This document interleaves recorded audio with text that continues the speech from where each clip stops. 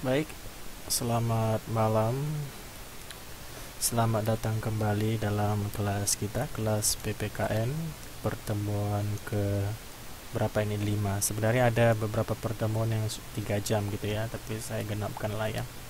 Jadi nanti saya bisa ngitungnya secara maksimal. Baik, saya pikir semua para siswa yang hadir pada malam hari ini dalam keadaan sehat walafiat ya, tidak kekurangan suatu apapun. Dan saya percaya itu. Senang sekali kita dapat bertemu di kelas online kita malam hari ini, dan kita sudah berbincang sambil menunggu kawan-kawan yang lain di jadwal sebelumnya. Ya, pada malam hari ini kita akan melanjutkan pelajaran kita di bab 4, khususnya tentang kasus-kasus pelanggaran hak dan pengingkaran kewajiban warga negara. Baik, sebelum kita mulai kelas kita pada hari ini, saya undang untuk para siswa sekalian, Mbak dan Mas ya, mana Mbaknya ini, untuk berdoa menurut ajaran agama dan kepercayaan kita masing-masing. Semoga kelas kita dapat berjalan dengan lancar dari awal, pertengahan hingga akhir. Begitu pula dengan materi-materi yang akan kita diskusikan dan akan kita pelajari sesaat lagi. Baik, berdoa dimulai.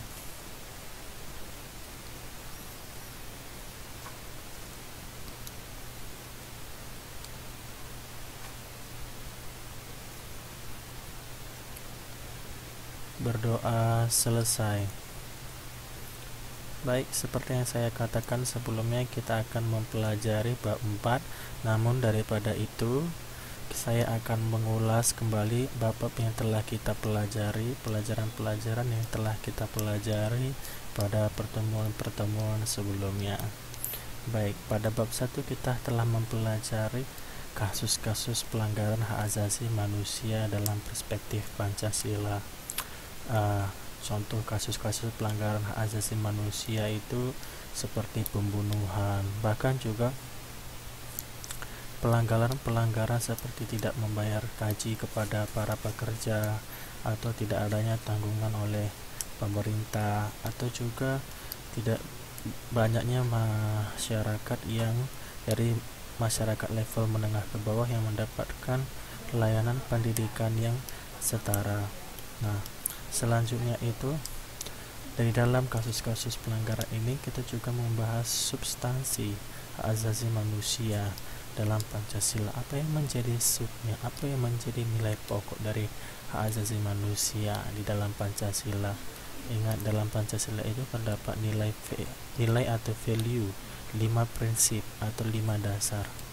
Lalu selanjutnya kita telah mempelajari kasus pelanggaran hak asasi manusia di Indonesia, dan kita juga sudah sempat mendiskusikan kasus-kasus tersebut. Lalu bagaimana upaya penyelesaian kasus pelanggaran hak asasi manusia yang juga kita sudah bahas dan sudah kita diskusikan bersama. Dan selanjutnya, sebentar. Baik, kita masuk kepada bab 2.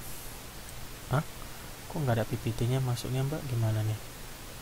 Mbak yang lain di boardnya ada PPT saya nggak, Mbak?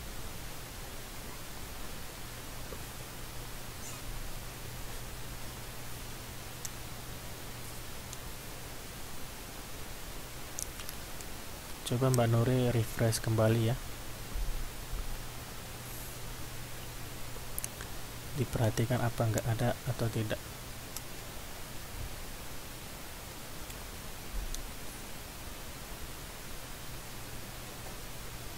Oh, memang iya gambar Pancasila, Mbak. Itu masih halaman dasar karena saya mengulas bab-bab sebelumnya. Nanti kalau saya buka lagi jadi kita ngurang pelajaran, Mbak. Maksud saya hanya ingin memberi review, mengulang kembali yang sudah dipelajari, begitu. Baik. Selanjutnya, kita juga telah mempelajari tentang bab 2, tentang pengelolaan keuangan negara dan kekuasaan kehakiman. Nah, siapa lembaga pengelola keuangan negara itu? Yaitu BPK ya, Badan Pemeriksa Keuangan.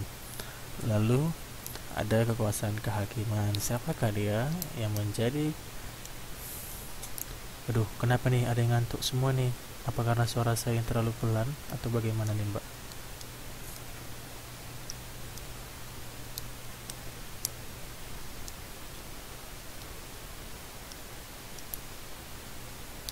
Ya, ngopi dulu ya, Mbak. Ngopi pakai gula ya. Baik. Selanjutnya, kita telah mempelajari tentang pengelolaan keuangan negara dan kekuasaan kehakiman. Kita sudah membahas apa itu yang pengelolaan keuangan negara, bagaimana proses pengelolaan keuangan negara, dan siapa yang mengelola pengelolaan negara, dan apa yang menjadi batasan serta haknya. Banyak juga contoh-contoh kasus di mana Badan Pemeriksa Keuangan itu sendiri yang pada dasarnya sebagai pemeriksa, pada akhirnya juga salah satu atau beberapa staf melakukan tindakan korupsi ya. Tindakan-tindakan yang bertentangan seperti pajak seperti itu. Itu juga salah satu contoh yang tidak patut sebenarnya. Cuman saya kadang-kadang bingung juga, semakin banyak orang yang sekolahnya tinggi, maaf cakap lah ya, saya melihat semakin banyak yang perbuatan itu lari gitu semua.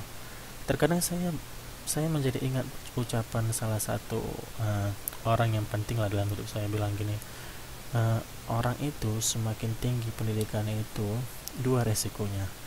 Kalau tidak dia semakin baik, dia semakin jahat. Nah, saya tidak bilang semua orang jadi semakin jahat, tapi rata-rata yang diekspos oleh media itu hal-hal yang jahat gitu, dan kedapatan memang rata-rata, maaf bukan rata-rata, yang saya dapatkan itu berita-berita yang memang orang-orang yang intelektualnya tinggi, tingkat intelektualitasnya tinggi, yang malah melakukan tindakan yang tak wajar seperti itu. Padahal semakin tingginya kualitas pendidikan, seharusnya ideal itu semakin tinggi pula lah wawasan dia untuk tidak melakukan tindakan-tindakan yang bersifat merugikan, tidak hanya merugikan dirinya tapi juga merugikan orang lain. Kenapa saya katakan merugikan dirinya? Kalau merugikan orang lain, seperti ya kita tahu lah merugikan orang lain, iya betul, kebanyakan ia malah dimanfaatkan. Kalau merugikan dirinya ya termasuk merugikan dirinya. Dengan melakukan seperti itu, nama dirinya hancur, harga dirinya hancur, marwahnya sebagai seorang intelektual juga hancur. Begitu juga dengan keluarganya. Apa kata tetangganya melihat keluarga seperti itu? Tentu kan terkadang saya pun berpikir, apa mereka tidak punya rasa malu lagi? Saya pun kembali lagi berpikir kepada diri saya, melihat diri saya, apakah saya juga akan menjadi seperti itu nantinya dengan mendapatkan pendidikan yang seperti ini? Saya bersyukur bisa dapatkan pendidikan seperti ini, tapi ya saya tidak mau yang seperti itu gitu. Tapi memang susah mbak gitu. Susahnya gini, ketika kita selalu berkata jujur gitu kan, selalu mengikuti prosedur, kita yang juga mendapat kendala. Terkadang kita itu seperti apa ya, saya pribadi itu seperti ya lucu gitu nengoknya. Cuman ya bagaimana lagi, memang kita harus bijak gitu. Ada yang mempromosikan tentang etika, ada yang mempromosikan tentang moral. Contohnya pengalaman dulu saya lah di jurusan saya di Indonesia, waktu saya ngambil gelar sarjana S1. Kurang banyak organisasi-organisasi nasional, organisasi agama yang menyatakan moral segala macam, nilai-nilai kerohanian. Tapi begitu ada aja sedikit kendala, selalu cara-cara yang sebenarnya nggak benar dibenar-benarkan seperti itu. Terkadang saya bingung, apakah sebenarnya itu memang budaya Indonesia yang sudah kental atau bagaimana? Wawasan saya terbuka ketika saya berada di Taiwan. Saya terbuka begini, mereka itu tidak terlalu banyak organisasi-organisasi perpolitikan, organisasi-organisasi yang melibatkan namanya gotong royong gitu ya. Malah di sini saya lihat itu banyak klub itu sama organisasi lah bisa saya bilang. Klub-klub yang berhubungan dengan tidak hanya pengetahuan otak atau pengetahuan berpolitik atau pengetahuan apapun namanya, baik pun itu organisasi agama. Kadang saya mulai seperti itu. Nah, yang saya lihat di sini anak-anak S1 nya itu, mereka itu klub-klubnya itu ya klub-klub yang memang berguna bagi mereka gitu. Contohnya di sini klub dancing, di sini ada klub nyanyi, di sini ada klub kuncen atau mainan musik Cina itu kan. Terus di sini ada karate, di sini banyak, dan banyaknya di sini itu berbeda dengan di tempat saya dulu. Contohnya ada organisasi itu hanya ya untuk tren-tren aja gitu, tapi kalau di sini lebih ke arah memang ini dibutuhkan, ini yang menjadi esensi dari mahasiswa itu sendiri gitu. Selain studi, saya bisa lihat mereka itu sampai jam 10 masih ada di activity center itu, student activity center, kegiatan-kegiatan mahasiswa itu yang berolahraga seperti itu ya. Terkadang saya berpikir, kenapa ya hal-hal yang seperti ini nggak dikembangkan di Indonesia? Mengapa hanya terlalu banyak tentang politik, dan politik? Dibilang Indonesia bagus juga enggak, maaf cakap ya. Terkadang saya begitu, sebagai guru PPKN juga terasa malu gitu. Nah, kawan-kawan saya juga tidak dapat membedakan di mana posisi sebagai guru, di mana posisi sebagai politician atau politikus atau aktor politik apalah namanya, atau ahli hukum gitu. Saya selalu mengatakan kita itu adalah guru. Guru itu berbeda dengan practitioner yang lain, praktisi yang lain. Kalau memang mau jadi politik ya politik, kalau mau jadi hukum ya hukum, kalau mau jadi yang lain. Tapi kalau mau jadi guru, jadilah guru gitu. Guru itu nggak mengenal batas gitu, dari guru TK, guru SD, SMP, SMA, sampai kampus itu juga guru. Cuma bedanya di sini dibilang dosen gitu kan, sama aja sebenarnya. Makanya kembali lagi seperti yang saya katakan, semakin tinggi pendidikan, kebanyakan orang melihat dan saya dapati itu semakin tinggi potensi untuk melakukan tindakan kejahatan. Makanya betul yang dibilang, yang saya rasa orang yang saya dekat gitu ya, hanya ada 3 tempat yang dimana sarangnya itu adalah dosa. Tanya gitu, apa itu? Saya bilang polisi, orang yang tahu hukum, orang yang tahu juga bagaimana melanggar hukum. Agama, orang yang tahu tentang agama, orang yang tahu juga bagaimana supaya menghindar dari hukuman agama. Ketiga adalah kesehatan, dokter. Orang yang tahu tentang kesehatan tahu pula bagaimana caranya supaya tidak supaya melakukan tindakan malpraktek. Kenapa seperti itu? Hal-hal yang vital itu pula hal-hal yang menjadi hal-hal yang berbahaya, karena mereka itu semua tahu hukumnya begitu. Nah, biasanya orang-orang yang tahu hukumnya maksudnya bukan hanya hukum, tahu tentang bidangnya, itu tahu bagaimana mensinyalir atau mengelakkan dosa.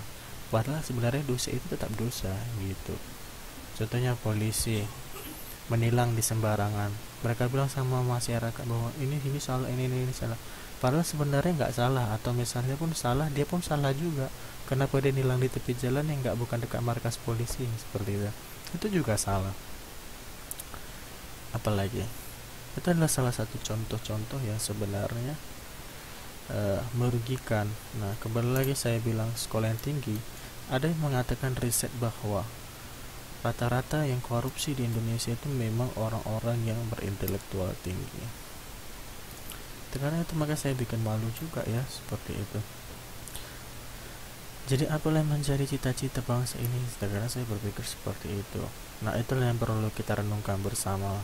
Kalau misalnya mbak-mbak yang mau betul-betul melanjutkan ke universitas terbuka nantinya setelah tamat dari sini, ya silakanlah buat gambar kehidupan Anda seclear-clearnya, sejelas-jelasnya. Jangan sampai kabur, maksudnya tidak jelas arahnya kemana. Saya pun yakin dan percaya mbak-mbak semua yang masuk ke kelas ini juga punya tujuan yang jelas kan, tidak hanya sekedar untuk mendapatkan, maaf cakap, gelar seperti itu. Oke, saya tamat dari sini, udah selesai. Pasti ada tujuan jelas kenapa mbak datang ke sini gitu kan. Selain daripada belajar, tentu ada nilai prakteknya gitu. Itu yang harus kita gunakan gitu. Bisa saja nanti Mbak balik dari sini gitu ya, balik dari Taiwan gitu, jadi ibu RT, harus memberikan dampak gitu, tapi dampaknya yang baik gitu, dampak-dampak yang betul-betul bermanfaat, berfaedah bagi orang lain, seperti itu, berguna gitu. Oh, cari Pak RT-nya dulu. Nggak apa-apa. Sekarang kan udah zamannya emansipasi wanita, Mbak. Emansipasi wanita ya. Wanita juga bisa memimpin, jadi jangan salah. Tapi terkadang itulah, di agama saya juga dikatakan seperti itu kalau urusan agama ya. Hanya lelaki yang boleh memimpin. Tapi ya perlu sepertinya ditafsir lebih mendalam. Tapi ini bukan jangkauan saya ya. Tapi saya sebagai manusia, saya pikir perempuan berhak, karena perempuan juga manusia. Itu saja saya lihatnya. Jadi berhak untuk memimpin gitu. Kan nggak salah kalau misalnya kita mau bantu istilahnya orang lain. Pemimpin itu bukan orang yang di atas loh, Mbak. Pemimpin itu, yang namanya pemimpin itu pelayan gitu. Nggak akan pernah dia berada di atas. Cuman mungkin sekarang dibilang orang pemimpin itu di atas. Sebenarnya enggak. Pemimpin itu adalah pelayan.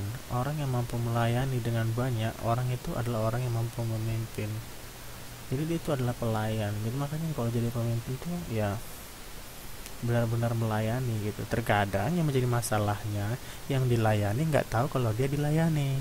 Nah itu dia. Nah itu lain cerita. Tapi yang jelas ya mbak-mbak sekalian bisa. Saya yakin itu kalau misalnya mbak mempunyai tekad yang besar, tekad yang kuat untuk memberikan dampak kepada orang lain. Sulit memang, tapi bukan mustahil. Nggak ada yang nggak mungkin selagi nggak dicoba gitu kan. Coba aja semua.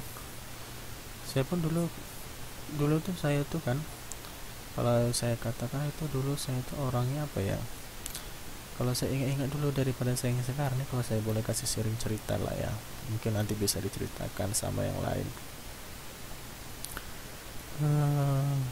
Seorang yang nggak terlalu percaya diri seperti itu, seseorang yang memang nggak punya rencana yang jelas gitu. Tapi saya tahu siapa saya itu orang yang keras. Jadi ketika saya sudah katakan saya akan tuju itu, saya akan tuju memang.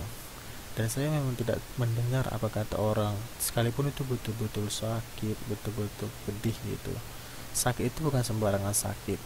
Tahu kan kalau misalnya mental secara psikis kita di, bukan satu orang tapi seluruh orang katakan nggak mungkin kamu, nggak mungkin, nggak mungkin, nggak mungkin, dan nggak mungkin. Selama orang bilang nggak mungkin, tentu saja mungkin. Kenapa enggak? Kan orang juga nggak percaya dengan apa yang dikatakannya. Nggak mungkin kamu bisa. Tapi kalau saya bilang mungkin saya bisa, kenapa? Nah, seperti itu. Nah, itulah yang harus sebenarnya apa ya? Kembali lagi ke dalam pengelolaan keuangan negara, orang-orang yang mempunyai kualitas pendidikan yang tinggi itu harusnya menjadi orang-orang yang panutan gitu, orang-orang yang memberikan contoh. Nah, lalu kita juga lanjut, kita sudah membahas peran Badan Pemeriksaan Keuangan menurut Undang-Undang Dasar ya 45. Lalu bagaimana relasinya atau kaitannya dengan penyelenggaraan keuangan kehakiman, kekuasaan kehakiman dalam Undang-Undang Dasar Negara Republik Indonesia. Apa itu lembaga kekuasaan kehakiman? Ingat, Indonesia itu menganut trias politika, di mana itu ada legislatif, eksekutif, dan yudikatif. Nah, kalau eksekutif itu adalah orang-orang yang menjalankan sistem pemerintahan, mengatur tentang pemerintahan, kehidupan dalam pemerintahan. Nah, mereka yang mengeksekusi, mereka yang melaksanakannya, dia eksekutornya. Kalau misalnya legislatif itu adalah lembaga perwakilan masyarakat. Bisakah itu senator, bisakah itu gedung putih di dunia, di negara luar, atau bisa disebut DPR. Tahu ya, DPR ya, Dewan Perwakilan Rakyat, atau Majelis Permusyawaratan Rakyat, MPR, dari gabungan DPR dan DPD. Nah, jadi legislatif itu DPR, eksekutif itu presiden, kabinet, dan segalanya, gubernur, maksudnya tatanan pemerintahnya. Judikatif itu adalah lembaga kekuasaan kehakiman, di mana itu adalah Mahkamah Agung, Mahkamah Konstitusi, lalu peradilan umum dan peradilan khusus. Nah, tiga lembaga ini sebenarnya saling checks and balance. Jadi mereka itu saling mengawasi, juga saling menyeimbangkan dalam roda pemerintahan. Tapi sekarang yang bisa kita lihat, roda pemerintahan kita itu ya dijalankan oleh apa ya? Siapa yang lebih tinggi di Indonesia? Lembaganya. Ada yang Mbak tahu? Ini Mbak Mila, kenapa Mbak Mila ini? Ya, Mbak Nuri, saling berkaitan. Kalau Mbak rasa, yang Mbak lihat bagaimana?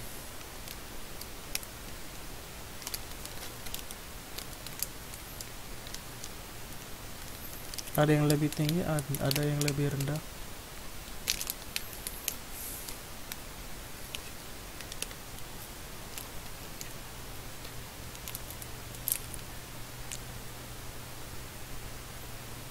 Lalu ada orang,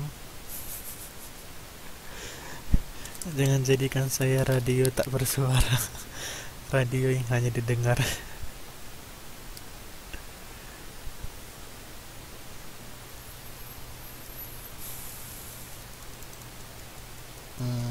Mahkamah Agung. Oh, kenapa Mahkamah Agung, Mbak?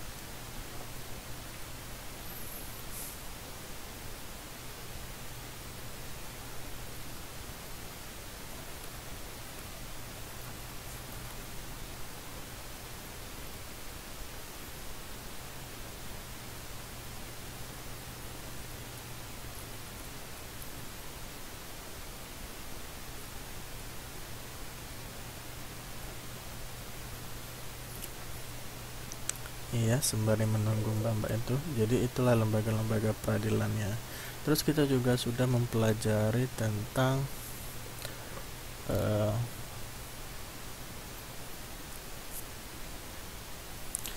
lembaga tinggi. Kalau tertinggi presiden ya Pak. Mereka sama-sama tinggi, jadi tidak ada yang lebih tinggi. Jadi mereka itu seperti yang saya katakan, checks and balance. Jadi ya, checks and balance, saling menjaga, saling menyeimbangkan, seperti itu. Tapi yang paling tinggi di antara semuanya itu adalah Undang-Undang Dasar 1945 sebagai dasar hukum, dan Pancasila sebagai dasar hukum dan pandangan hidup bangsa. Seperti itu. Pertanyaan saya seperti ini. Kita kan sudah jauh-jauh mempelajari PPKN, dan dulu Mbak juga mempelajari PPKN. Saya asumsikan seperti itu. Nah, yang menjadi pertanyaan saya adalah, sebenarnya Mbak tahu nggak itu Pancasila apa?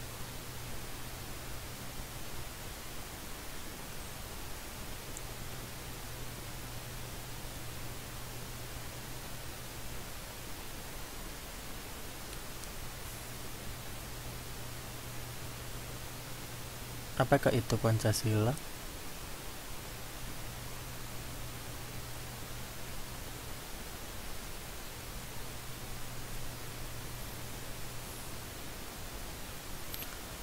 Oke, Mbak Rini bilang Pancasila ada dasar negara. Coba yang lain bagaimana?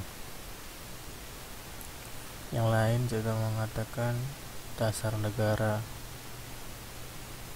Ada lagi?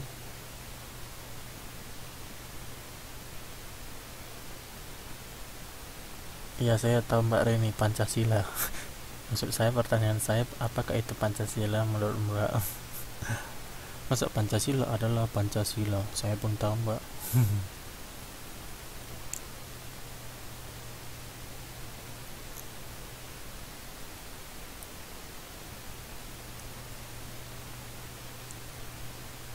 Mbak Nuri bilang lambang negara atau dasar negara. Mbak Rini bilang dasar negara. Baik, siapa lagi yang belum menjawab nih? Kita tengok. Mbak Tri, mana Mbak Tri? Mbak Mila. Mbak Rini bilang dasar negara adalah Indonesia. Dasar negara Indonesia. lambang negara kan Garuda. Betul. Ya, mana nih yang lain? Mbak Tri, mana nih Mbak Tri? Mbak Milan. Jangan, kita sudah banyak-banyak pelajari PPKN toh. Pancasila juga nggak tahu ya kan. Aduh, berarti saya nih yang cacat nih. Nggak betul-betul fokus ngajarin ya.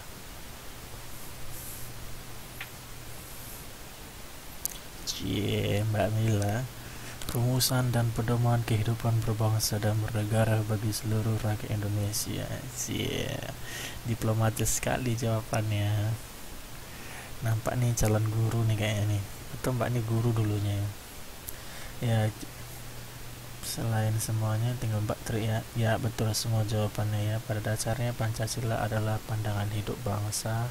Pancasila merupakan filosofi bagi rakyat Indonesia, bagi bangsa Indonesia. Pancasila termasuk bagaimana kita meraih visi dan misi bangsa, tujuan bangsa Indonesia, dan lambangnya menjadi Garuda. Pertanyaan saya selanjutnya, kenapa lambang Indonesia itu lambangnya Garuda?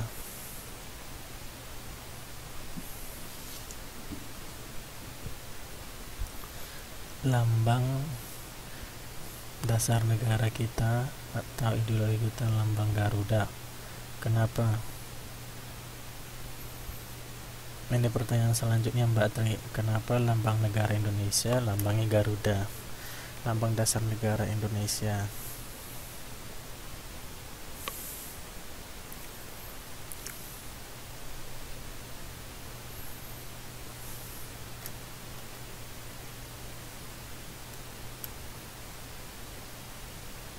Ayo. Buka Google.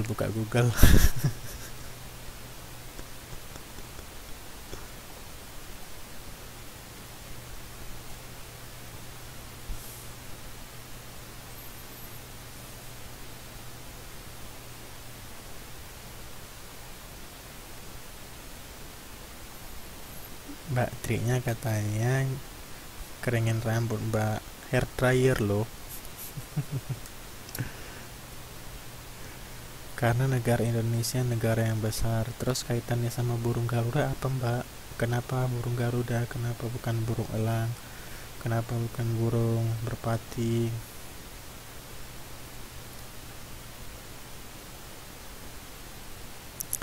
Mbak Rini juga bilang karena bangsa Indonesia adalah bangsa yang besar dan kuat. Terus hubungannya sama Garuda apa?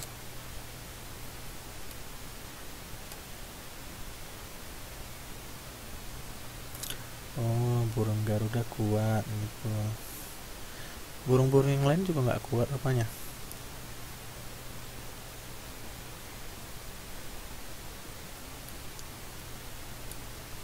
Bagaimana?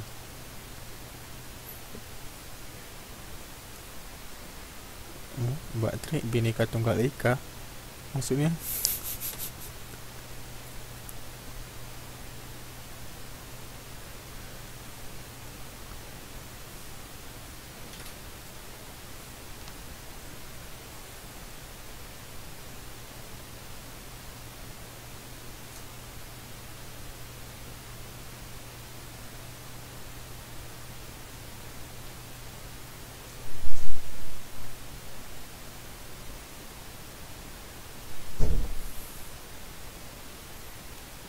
Ayo kawan-kawan yang lain mana nih?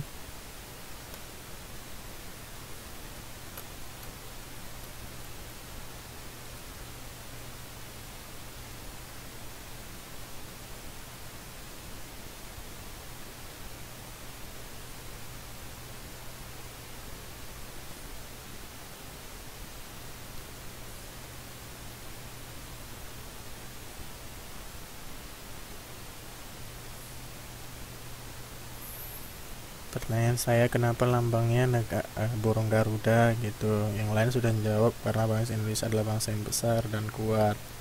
Maka lambang negaranya, lambang ideologinya itu adalah Pancasila. Pancasila, maaf. Aduh. Garuda. Burung Garuda.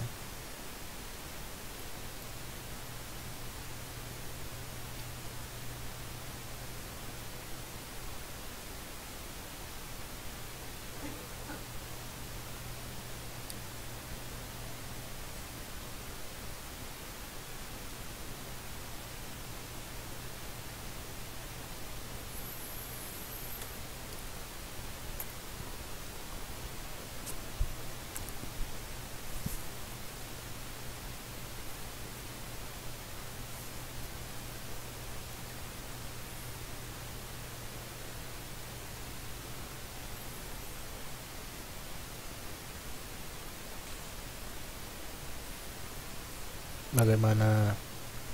Ini banyak nih pertanyaan-pertanyaan saya nih, sepertinya harus saya ulang nih.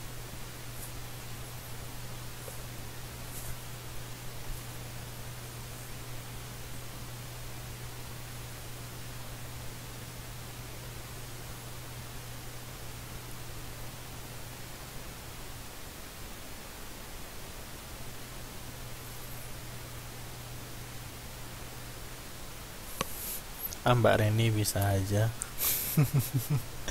ngeles. Iya, burung Garuda melambangkan kebajikan, pengetahuan, dan kekuatan. Dan ada sejarahnya ya, burung Garuda itu juga kendaranya apa ya, Dewa Siwa ya, kalau saya tidak salah. Oh, hah? Kendaranya Sultan maksudnya, Mbak?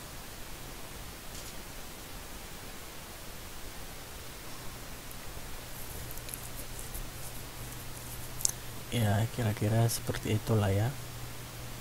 Oh, kendaraannya Wisnu, ya. Karena kan dulu Kak, jadi Indonesia ini apa ya? Budayanya itu memang terakulturasikan dari berbagai elemen gitu. Berbagai elemen agama, berbagai elemen budaya. Sebenarnya budaya itu juga termasuk agama itu termasuk bagian dari budaya gitu. Berbagai elemen kebudayaan gitu. Jadi itu semua tercitra, dan memang para founding fathers kita ini memang pandai gitu, memang bijak, memang lihai bagaimana menjaga persatuan gitu. Kalau di Papua kan nggak ada namanya burung Garuda, benar ya?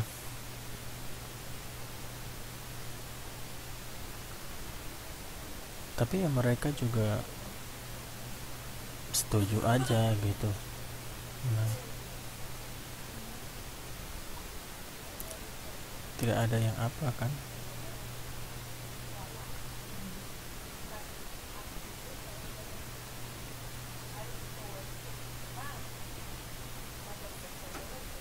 Hmm. Nah, iya, Garuda itu kendaraannya Wisnu, dirancang oleh Sultan Hamid kedua dari Pontianak. Begitu ya. Baik, selanjutnya kita telah membahas tentang perkembangan pengelolaan kekuasaan negara di pusat dan daerah dalam mewujudkan tujuan negara Indonesia. Perkembangan pengelolaan kekuasaan negara di pusat dan daerah dalam mewujudkan tujuan negara. Kita sudah membahas apa itu menjadi tujuan negara Republik Indonesia. Sekarang burung Garuda masih ada tidak, Mister? Sejauh yang saya ingat, burung Garuda itu kan burungnya kendaraan dewa ya. Jadi itu seperti ungkapan bahwa burung Garuda itu kuat melebihi dari semua kendaraan yang ada. Bahkan elangnya milik Amerika Serikat juga kalah gitu. Nah, jadi sebenarnya saya mau nanya lagi pertanyaan selanjutnya, kenapa arah kepala burung Garuda ke kanan? Kenapa nggak ke kiri? Atau kenapa nggak tegak ke depan? Seperti itu. Itu juga saya mau tanya kemarin sebenarnya.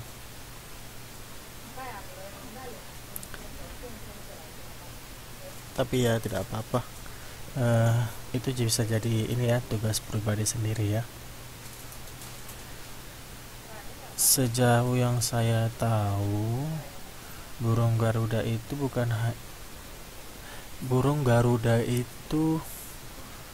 sebenarnya Garuda yang diambil, tapi tidak ada seorang pun yang tahu bagaimana bentuk burung Garuda. Yang diambil itu Garudanya, nama Garuda gitu. Saktinya, kekuatannya, kegigihannya, apalagi ya, keperkasaannya, passion gitu, gairahnya gitu. apa ya, dibilang itu kuat gitu, melayang, terbang gitu, kencang gitu. Tidak ada burung yang seperti itu gitu. Makanya hanya Indonesia yang punya satu-satunya burung Garuda. Itulah yang dimaksud. Dan kalau misalnya mbak lihat itu sejarah gambarnya itu nggak sekali yang dibuat. Ini sepertinya ada 4 kali atau 5 kali proses pembuatan gambar burung Garuda, seingat saya. Benar atau tidaknya bisa dicek lebih dalam di buku-buku teks sebelumnya atau di Google dengan website yang terpercaya, bukan website yang abal-abal. Karena banyak nih sekarang website yang abal-abal ya.